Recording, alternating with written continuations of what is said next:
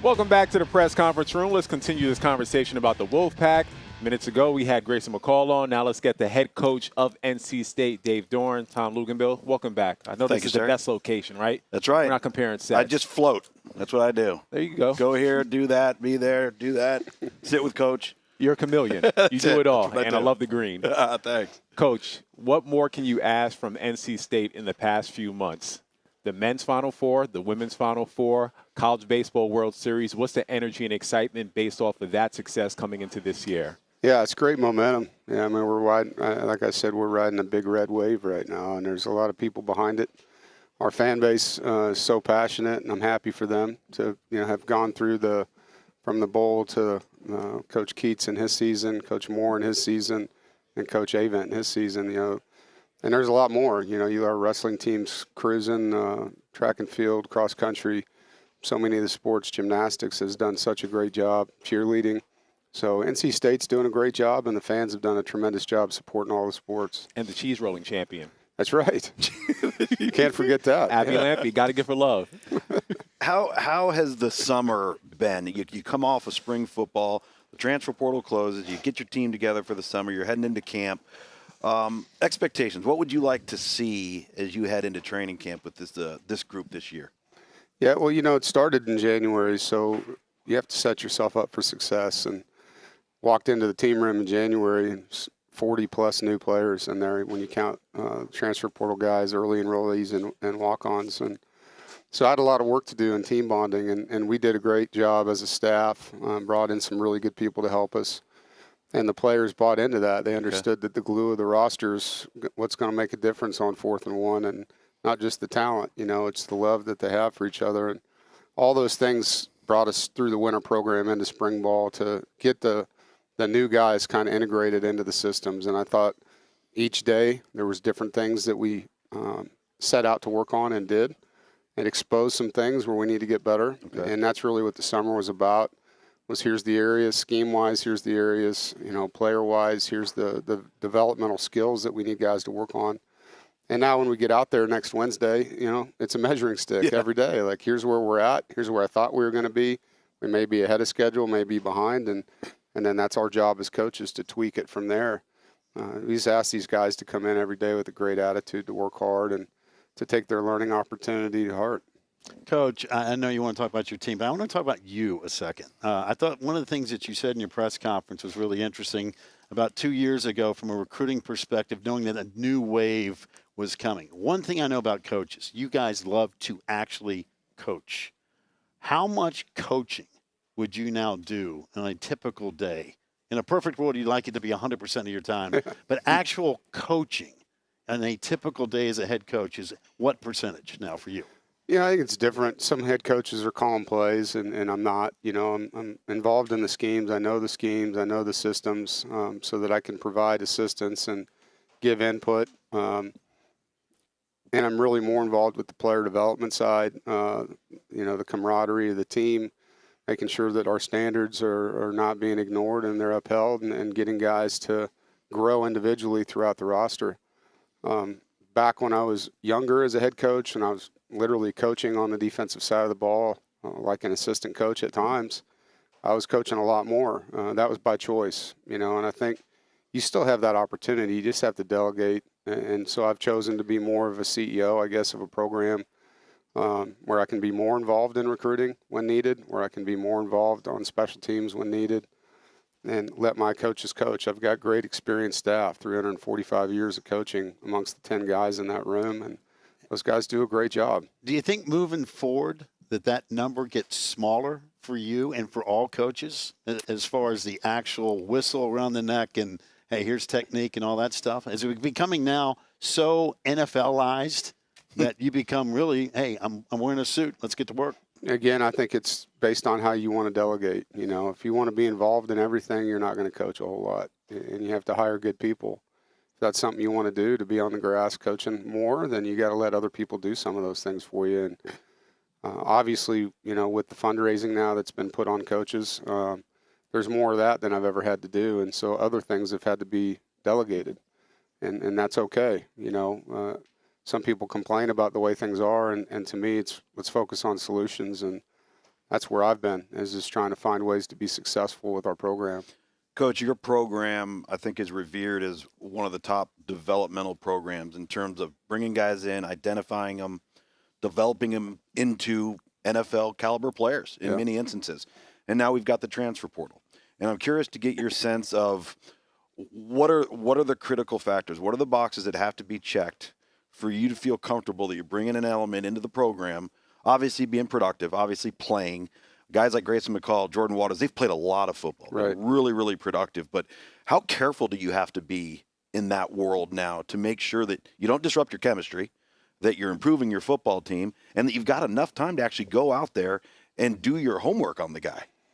Yeah, it's every one of these boxes you're talking about, I pay so much attention to. Okay. And we don't want to lose out on the developmental side of our program because it is something we do really well. And so there is a blend of the youth and the experience that we're trying to have on our roster. And really the secret sauce is where do we need to add experience and where don't we? You know, if you have a young player that this guy's ready, you don't need to do that. If you have hey, this guy needs a little bit more seasoning, needs a little bit more time in the oven, you know what I mean? Then, well, how are we going to do it? Can we move a player there? No, we can't. Then we need to add a player that can do that for us. And when we add one, it needs to be one that fits. Yeah. And that's the key, the fit. And I say that to every player I recruit. Like, to me, recruiting is a fact-finding mission as a student athlete to find the right fit where you can grow into the best version of yourself. And do we fit with you, and do you fit with us? And we do a lot of homework. There's a lot of questions to a lot of people. There's a lot of engagement. How many times we can get them in front of us so that we're having these kind of face-to-face, eye-to-eye conversation. Because I don't want to put him in that box either where he's not one of us. He needs to fit what we do because college football is a lot of work, you know, and there's only so many Saturdays you get to play. And so those other days, you got to enjoy the environment you're in. And so, yeah, we have a great environment, but we also need guys that enjoy that type of environment. And we search hard for that. Yeah. You mentioned the oven. One player feels like you threw in the microwave and immediately had success was Casey Concepcion. Yeah. When did you notice early on that he could be this special, and what are your expectations on him taking a leap forward? Well, during recruiting, we saw it. You know, we saw his skill set on the field, and that's in person. What I call a live evaluation is a really critical part of the recruitment, and knowing where you're at with this guy. Like, this guy needs a couple years. When I saw him on our in our camp running routes, I'm like, this guy could play here right away if he can manage the grind of it all.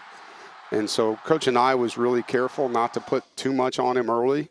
You saw that shift after our bye week, and it was very obvious that he needed to carry the weight and was ready to do so. And so, you know, really impressed with the way he managed the weight that he had on him because he was playing a lot of positions in the offensive scheme last year, and excited for him now that there's more weapons around him because it's going to be harder to key in on number 10. Coach, if I think Dave Doeren, NC State football, what's the first thing that pops in my head from a player perspective? Peyton Wilson's the guy in every sense. How he treats himself, the body, other people, the way he plays, what he does off the field. He'll be a great pro and all that stuff. He's now gone. I know you wish you had him for at least one more year. Well, we're sitting talking about all these offensive weapons. Gibson's done an incredible job from a defensive coordinator position. What happens now in the middle? Because, listen, Peyton made plays. If you watch an NC State game, dude's ubiquitous. I mean, he made plays all over the place. So how do you fill that void? Is it multiple guys? What happens on that front? Yeah, anytime you lose a great player, and I don't care what position we're talking about, there's always that talk. And to me, it's about the guys around him, not the guy replacing him. The guys that are returning, Davin Van, Aiden White, guys that are starters on our defense for a long period of time, they need to be better than they were, and they will be because they're another year in the program, another year of training with our strength staff, sitting in the position rooms, understanding the schemes, and growing up, you know, emotionally understanding that. Peyton was a much better player in his last year than he was the year before. We expect the same growth. You know, the year before that, we lost Drake Thomas, we lost Isaiah Moore, two great players for us, and we didn't step back. We stepped up, you know, and I expect the same thing. We also brought in some transfers. You know, Jihad Carter was an All-American a couple years ago at Syracuse, really good football player. And so, you know, we've added some pieces that are also experienced, but it's not going to be because Sean Brown's now lined up where Peyton was that everything's the same. It's going to be because all the different parts work well together. Tony Gibson does a tremendous job, so does his staff. And those guys will have them in the right places, and then it's up to the kids to go make the plays. And I kind of like that the guys are getting talked about that way. I do. I think that feeds the fire for them. From a defensive perspective, and you're a defensive football coach, and obviously when the quarterback is a threat to run, and you've got to account for his legs, it just puts so much strain on you. Yeah. And bringing Grayson McCall into the program and his background of just whether it's improvisational plays or being utilized as a designated runner, could we see some of that in this year's iteration of the offense just to really put the pressure on the other side of the football? Yeah, I think dual threat quarterbacks force the defense to play with all 11 guys in the run game, and Grayson obviously does that. He's not going to be running triple option football like he had at one time, but we're going to use his legs for sure. And he's going to use them without us asking us to. On drop back passes when things aren't there, he can get away and make things happen. Not just scrambling to run, but scrambling to find guys down the field and letting those guys do it. And the beauty of having a quarterback like that, defensively, you got to decide what you want to do when you have KC and Noah Rogers and some of these guys. Justin Jolie, our tight end, had a really good spring. Are you going to keep a spy in there for him and let us have one-on-one coverage, or are you going to really get an umbrella back there and now things open up for Grayson as a scrambler? Yeah, no doubt.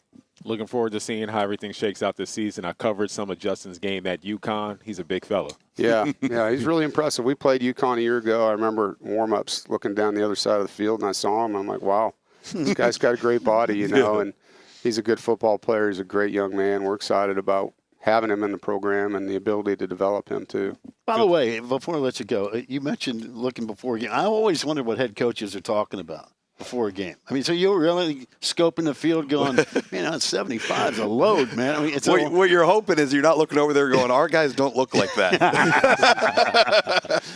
Well, like I said, it's same in recruiting. The live evaluation is different than the film. When you watch the film, you know what you think you're getting. You step on the grass and you look, all right, that guy's look exactly like I thought, or he's taller than I thought, or man, that corner's really short. Yeah. And they listed him at 5'10". Like he looks like he's 5'8", So yeah, I mean, I'm looking at everything, and I think power of observation is a big thing as a coach, and you got to be able to look around and see what's going on, not just with their body types, but how they're presenting themselves, the look in their eyes, all of it. You're looking at everything.